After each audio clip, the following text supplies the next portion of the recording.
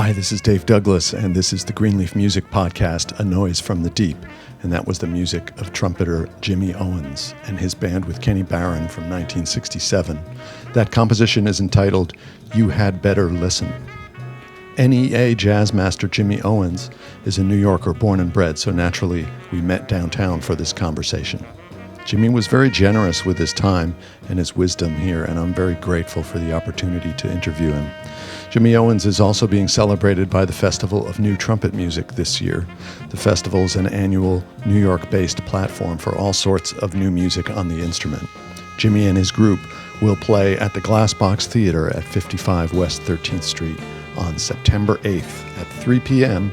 Jimmy will receive the festival's award of recognition, play a set with his quartet, and be joined by 4 trumpeters he mentored as a teacher.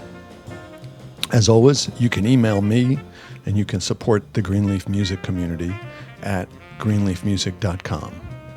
Please support the show and come and join us as a subscriber. We really appreciate it. And here is more Jimmy Owens.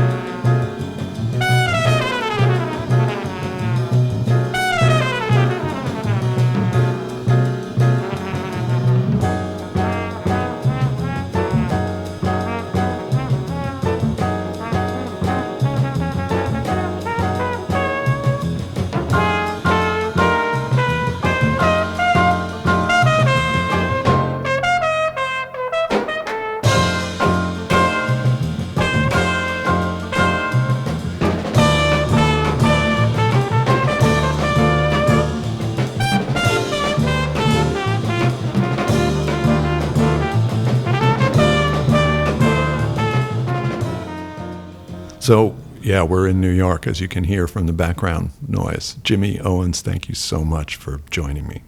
Dave, thank you for inviting me. Well, you're going to be featured on the Festival of New Trumpet Music, which we've wanted to do for a long time. And so this year, you're getting the award from our community of recognition for everything that you've given us and continue to give us. And it means a lot.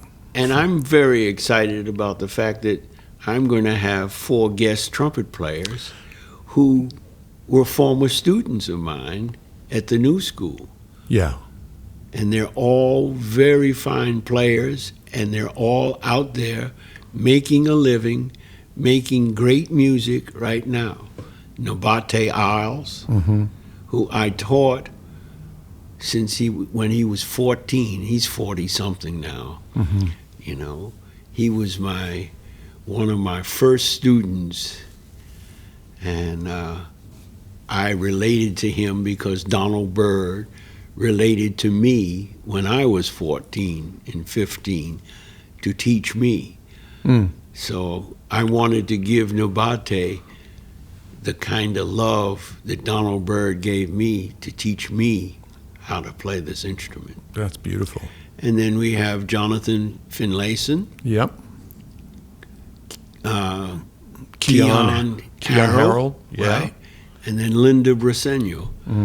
All very fine trumpet players that were students at the New School. Yeah, that's going to be some concert. Yeah. So going back to when you were 14, I just to put a little bit of context, I know your bio is, you talked about this many times, but as I was listening to that record, You Had Better Listen, that you made with Kenny Barron in 1967. Right. So you would have been a young man. Oh, yeah. 22? I was 23. 23. Yeah, it was probably, what we wanted to do. Me and Kenny, we wanted to record this album when everybody was 19.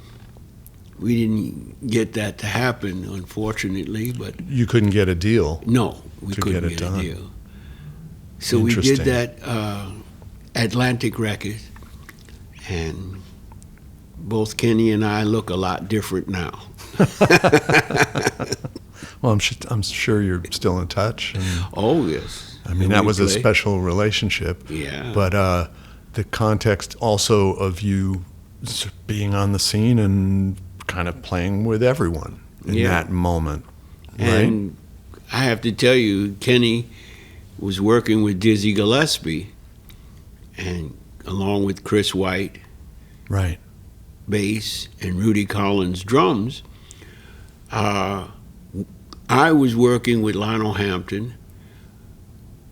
I would bump into them on the road. With Mingus, right, with Hank Crawford. We were bumping into each other all the time. They were still working with Dizzy. So, just quickly then, when did your professional career begin, as you consider it?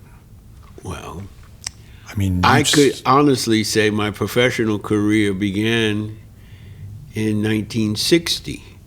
Which you would have been 17. 17, because I was in a band called the Newport Youth Band. Oh, okay. That was presented by the Newport Jazz Festival that George Wein was involved with, and he had gotten the educator Marshall Brown to put together these bands.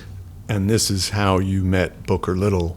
This is exactly it. During the Cliff Walk episode, and that's probably when you met Mingus too. That was the year that there was the riot, 1960, and there were two jazz festivals happening at Newport: the Newport Jazz Festival and a festival that Max Roach, Charles Mingus put together at another site in Newport called the Cliff Walk Hotel. So after we played with the Newport Youth Band, and that was a very, very special thing, and I should get you a recording, I have it, of the work that Marshall Brown commissioned Ernie Wilkins to write a piece for Cannonball Adderley and Andy Marsala, the alto saxophonist in the Newport Youth Band. And we recorded that. We performed that up at Newport. We performed it 2 times, actually. Then the riot happened, and that stopped the Newport Festival. But Cliff Walk Manor was still going on. I see. So I was able to go over there and check out, Max Roach and his group, who Booker was playing with. Right. And that's how you sort of entered the scene. Yeah. As a player, you met a lot of people. Yes. You were living in New York already. And born and raised. Yeah. So you just jumped right in at 17. Exactly. So I'm jumping right in 1967, a few years later. But, it's always interesting to me, when you said that was your first record that you and Kenny had been able to get, and then you make that first record and people say, oh, he's new on the scene. And you realize, well, we've been doing this band for 4 years and we just finally got the deal. So you were a seasoned player. Yeah. I was also, Moody was supposed to be on that record. And he had agreed to do it, and he rehearsed with us. But then Dizzy went out of town. Now Kenny had left Dizzy Gillespie by that time. So Dizzy went out of town, and we decided to use Benny Maupin. Sounds amazing on this record. Amazing, yes. Really wonderful. Yeah. And I have to confess, I didn't really know this record very well, so it was a pleasure to hear it. There's another one that I had heard years ago, and I sort of forgot that it existed, this Jackie Byard record. Oh, yes. That you played on in the same year. Yeah, I did a lot of recording at On that the time Spot. because, yeah, On the Spot. That was the name of that album by Jackie Byard. But what was happening is that in 1967, I won the Downbeat poll for talent deserving wider recognition or something like that. So I was... In 67. Yeah. Uh-huh. So that changed some things, I guess. Yeah. And, you know, Opened a lot up of some people were doors. getting me on record dates and everything like that, jazz record dates. Yeah. At that time, I was also doing a lot of studio work because I worked with Herbie Mann up through 1966 and decided that I wanted to come off the road. I had gotten married in 1965, and I didn't like being on the road, you know, away from my brand new wife. Interesting. So I'm going to just play a little bit of this Olean Visit. Oh, wow. Because You I said- can As soon as it think came on, you back, said, that's I hard. can think back. It was a hard series of songs that Jackie wrote. And he gave it to me on the record. At on the date. Wow. At the date. So you were reading that. Yeah. Wow. And the forms were Yeah, tricky, the form too. was strange. I think Yeah. it beat me up, too. What do you mean? Well, I think it beat me up. You know, I got whipped. Well, it doesn't sound like it. Doesn't sound like it. I guess you 1967, and you were ready. I think I have to go back a few years because 1964, Donald Byrd did an album, I'm Trying to Get Home, with big band, and he put me in the trumpet section with Snooky Young, Ernie Royal, Clark Terry. That was a tremendous learning experience for me. I mean, I worked with lots of people then. I mean, Yeah. by 1964, I had spent time with Lionel Hampton, with Slide Hampton, and with Hank Crawford. And I had even worked with Mingus at that time, by 64. So, I mean, it's interesting that you went to learning because it's one of the topics that I thought would be significant to ask you, since you've been such an important teacher to so many musicians, but that you learned from being there in the middle of it. yes. Would you say that is That's the case? true. Did you go to music school? No. So it's just After the High School of Music and Art, my parents didn't have the money to send me to the Juilliard School of Music or the Manhattan School of Music. Yeah. So I just stayed out of school and I practiced. And at that time, I was practicing 7-8 hours every day. I'd go down to Birdland, 52nd Street and Broadway, get home at 4 o'clock in the morning, 9 o'clock in the morning, I was up practicing. And I'd practice throughout the whole day. What part of New York did you live in at that Bronx, time? in the Bronx. 168th Street. So how would you get up there at 4 in the Subway. morning? Subway was already... Yeah, Subway, yeah. Wow. Really fantastic. It's also, I'd imagine, you correct me if I'm wrong, hearing that music and those musicians around you and just exactly- reacting. That's what growing up in New York was really about. The people that I could hear. And Dave, let me tell you the wonderful story. So I used to go to Birdland. Like I said, the original Birdland, 52nd Street and Broadway. And I'd have to pay my $1.25 to get in. They had a place where young people could sit at 1 or 2 tables and they would just give us soft drinks. We would be able to order soft drinks. But I had been coming so many times, my whole thing was to go and sit in that area, then to go to where the bathroom was, go to the bathroom. Then when I came out the bathroom, I went along the bar to the end of the bar where I could look right at the band. And the manager of the club, Johnny Gary, he was the bartender. And he used to let me stay there because he knew I wasn't going to drink anything. And finally, he became the manager of Birdland. And I'll never forget the day when he told Pee Wee Marquette and the people, listen, when the kid comes, you let him in. So I didn't have to pay that $1.25. So you heard everybody. That's right. I would go to hear Art Blakey. Every year I'd hear Count Basie's band at Christmas time, you know. Wow. Yeah. And this is before I was 18, you know. But learning by osmosis then. Yes. Essentially. And having Jackie Byard put that piece of music in front of you. Well, that too, but one of the things was being able to see Lee Morgan and Freddie Hubbard. They were both 5 years older than me. They're born in 1938. I'm born in 1943.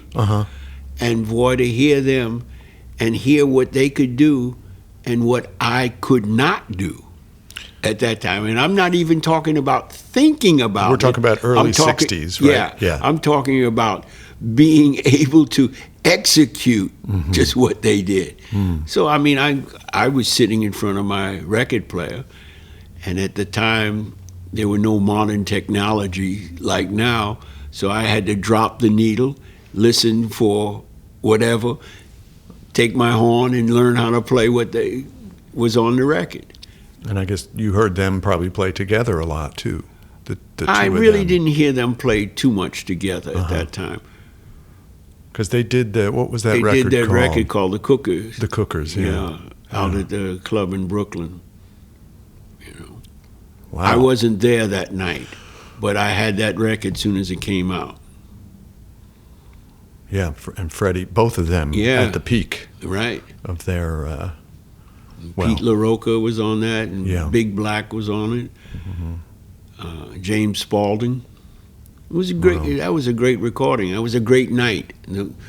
They played so wonderfully. The audience was just right in their hand. You remember hearing Woody Shaw at that time too?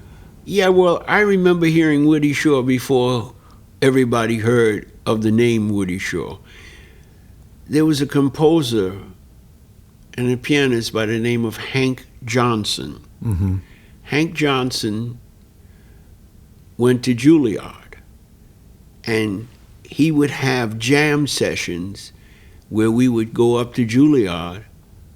This is when Juilliard was at 120th Street in Broadway. And we would have jam sessions with Hank. Well, this particular day, this guy came in this really big jacket and sat in with us. And he took out his horn and played such hellified stuff that we all said, "What's your name?" He said, "Woody. I'm Woody. Woody Shaw." And by that time, he had Fats Navarro down.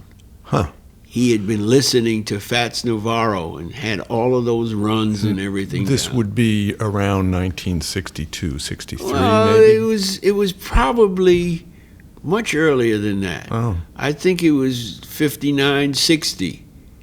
So in he that was a area. young man Yeah. at that time. Yeah. Because I think his first recordings were around He's born in 45. 45. You know, so he's 2 years younger Than me. you. Wow. That's just so much music going on. And then so much changed so quickly. That's true. I have a record of yours from 1970 that I want to excerpt. I think the record was called Jimmy Owens. Right.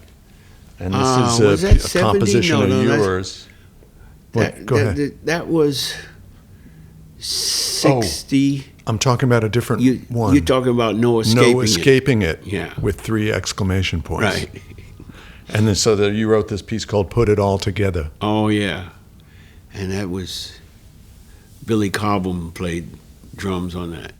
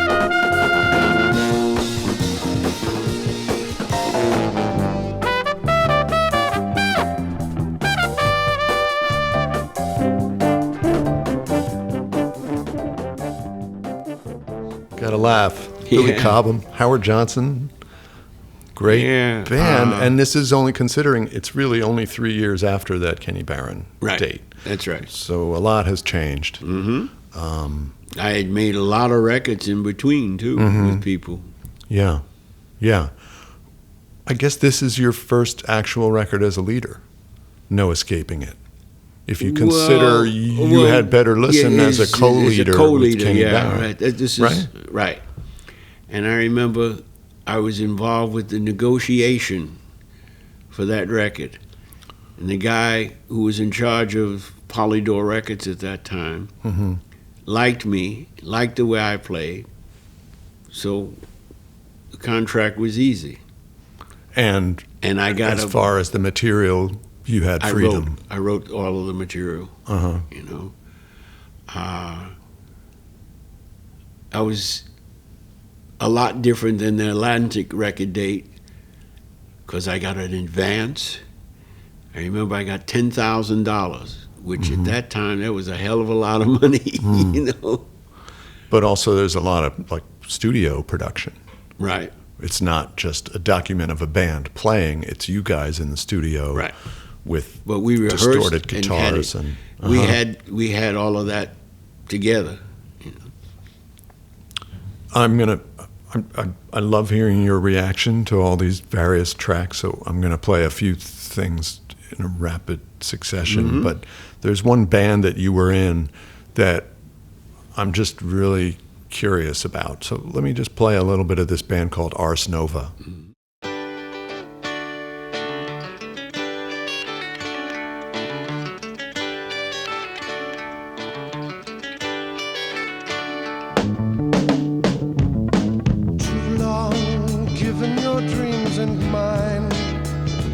Lasted through and lost the time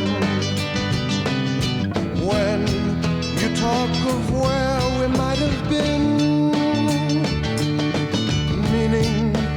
meaning the other love.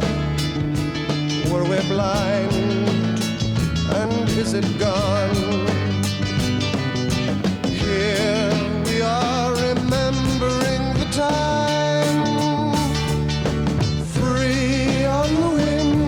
And loved you in kind in the life that we left behind.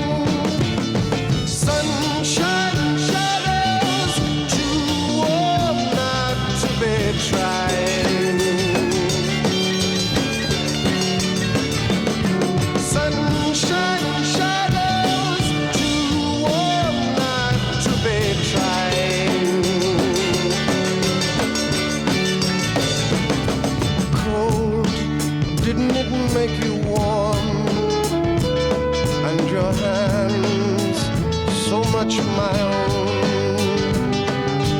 Cold, it never felt as good today. Hungry, somebody feed you now, and you shine, I see you proud. Time, I think of all it might have been, free on the wind, and loved you in kind, in the life that we left behind. Sunshine shadows, too warm not to be trying. Sunshine shadows, too warm not to be trying. Sunshine shadows, too warm not to be trying. Sunshine shadows, too warm not to be trying.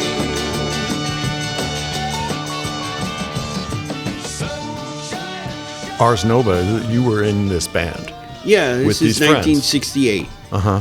And they wanted a trumpet player. They auditioned Randy Brecker, and then they auditioned me, and I got the job. Were they based in New York? Or? Yeah. Mhm. And so we recorded for Atlantic. They had recorded a record before that on another label before I was in the band. And I don't even know who played trumpet, if there was a trumpet at that time. Wow. So they billed themselves as a mix of rock, classical, and Right. folk music. Mm-hmm. And not every jazz musician that I have met has played in those contexts. Right. It seems like a long time ago, and for 1968. but for genres to be colliding like that Mhm. was sort of a Well, you know, don't see it Blood, that Sweat, much. and Tears Uh-huh. was around at that time. Mm. And what they were doing was very, very well known. We weren't as known. We were trying to get there. And it was very eclectic, the minds of the people in the band as to music, the kinds of music that they had all played. Sam Brown was the guitarist. He was a big recording guitarist on many, many dates. Mm-hmm. And we used to see each other quite often on record dates, you know. Mm-hmm. And then John and Wyatt, they wrote all of these songs. Yeah, yeah. That's great.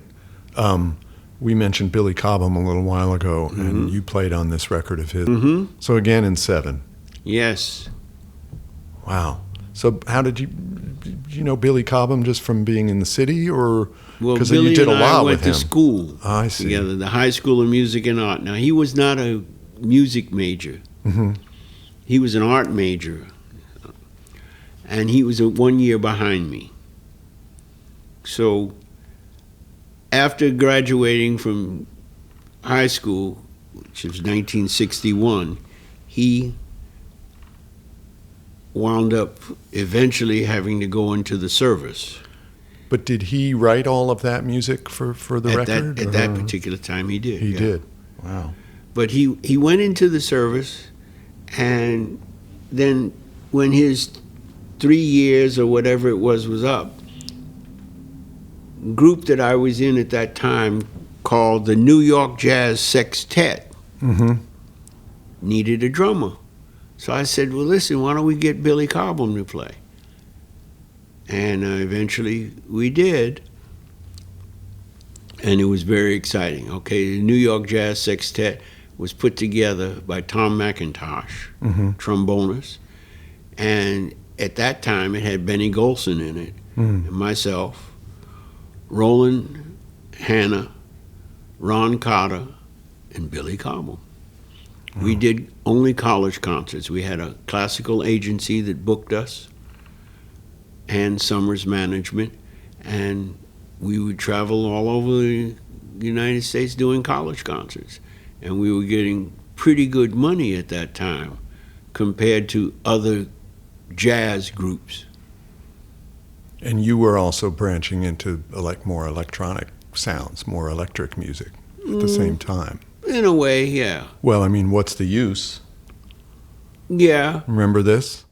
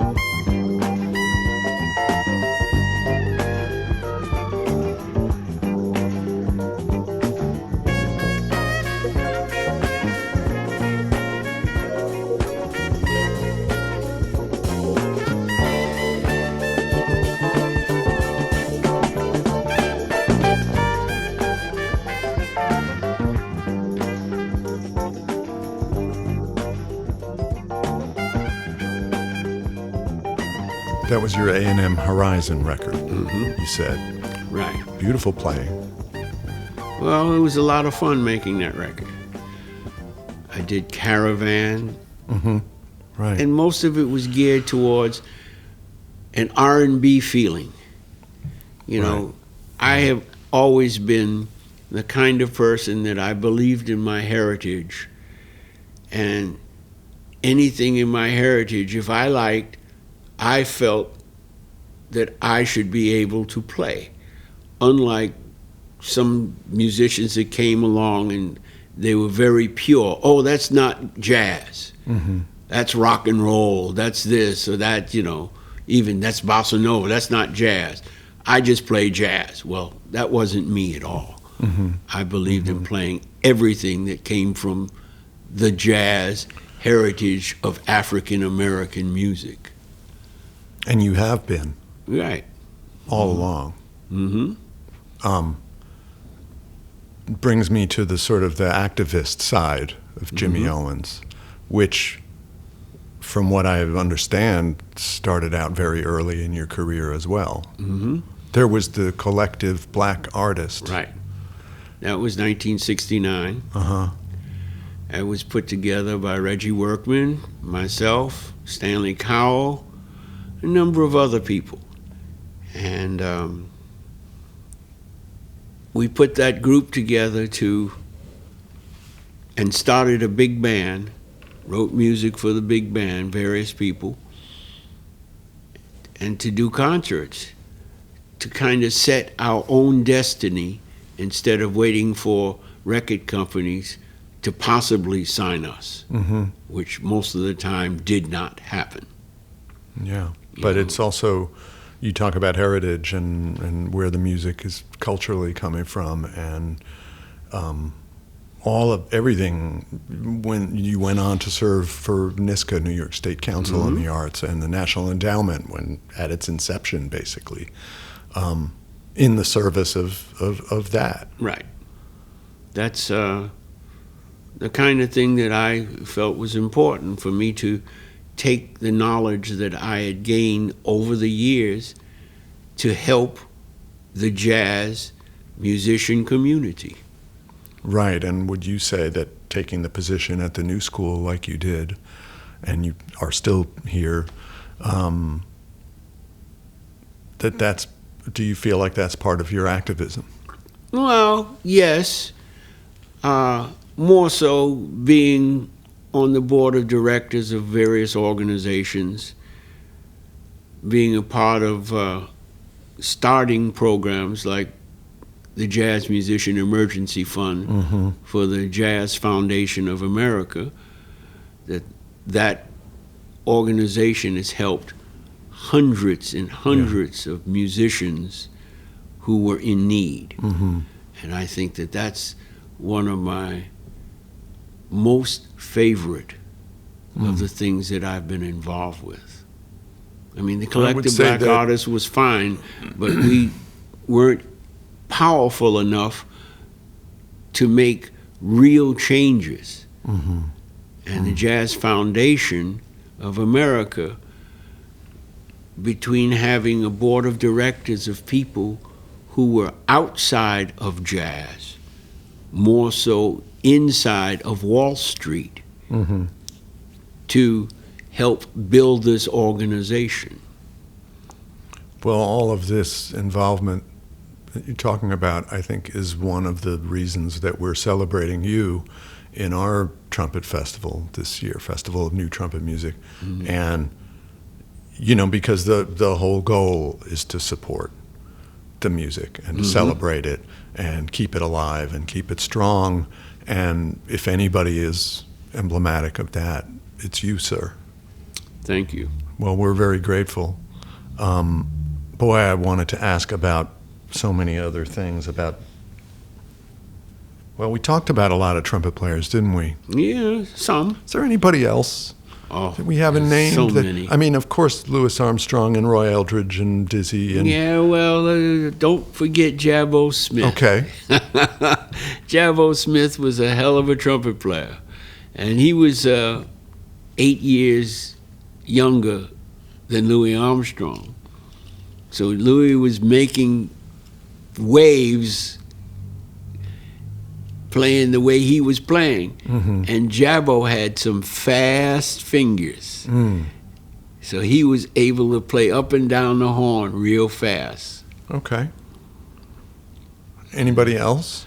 Well, later generations? It was Donald Byrd. like Yeah. I said, he took me under his wing when I was 14, 15 Yeah. years old. Yeah. I had been playing 4 years, and then one of the first flugelhorn players was Wilbur Hardin. Hmm. He had a wonderful little sound, and he had a little bastard flugelhorn. It looked different than everyone else's. And his sound on the horn was magnificent. And he was a good trumpet player, a good flugelhornist. Yeah. Are you familiar I with noticed Wilbur? that you. Well, I've heard some. I'm going to go listen some more. That you telling me all this. I've seen those pictures of you with your Well, flugel. I started You to had play a rotary valve flugel. in 1960. I was in high school still, and I used to play a Besson flugelhorn, French Besson. But I never liked having to reach over the bell to play the valves. Right. And I had to have some work done on my horn, so I had taken it to Bob Giardinelli. And on the wall in the case, he had this rotary valve flugelhorn. So I said, hey, man, can I try that? So he took it down, and he told me, oh, no, your mouthpiece won't fit in it, my flugelhorn mouthpiece for the French Bess. He says it won't fit in it, it's too small. I said, oh, you have to play it with this mouthpiece. So I put it up to my lips and played the first note, and it said, whoa. I said, how much is this? He said, $100. I reached in my pocket and pulled out $100 and bought the horn right then and there. Wow. Serendipity. Yeah. And I played that horn from that day on. Do you still have it? Oh, sure. I have that first one. Yeah. Wow, great. And so I played that horn through 1968. And then I had put together this band for Dizzy Gillespie for concerts in Europe, 3 weeks of concerts. But I had taken time out to get some gigs, and I went to the factory that made this horn in Mainz, Germany, and I had them make me a horn. Great. A 4-valve flugelhorn. Nice. That the father of Alexander Band Instruments made that horn for me. So that was 1968 with 4 valves. Beautiful. So I saw this quote of yours where you said, jazz is the heartbeat of the world. Yes, I've always felt that. In all of my travels to foreign countries, every time great jazz is played, the people really come together. Well, I just want to say thank you so much for Thank you. for joining me and sharing the wisdom. I'm going to go listen and practice. And we'll see you on September 8th. September 8th. Beautiful. I'm looking you, forward to it. Thank you, Dave.